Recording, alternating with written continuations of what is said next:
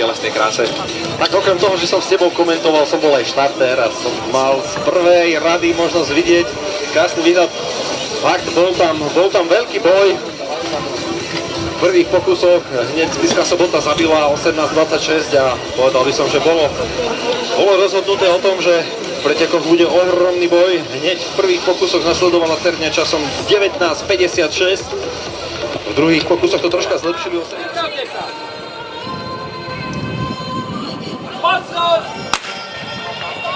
A teraz všetci sledujeme ženy Terňa na trati.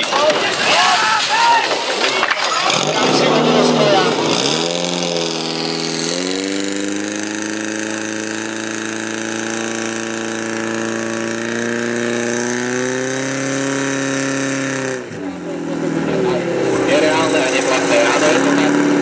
Obidve naše kúrarky, vďaka tomu čiare. Nebudú môcť zastreliť.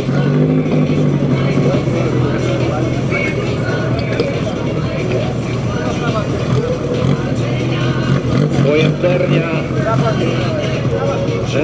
Štartované ženy z Ternie. Košík na istotku zaklade na výbornú. Ria, ideš!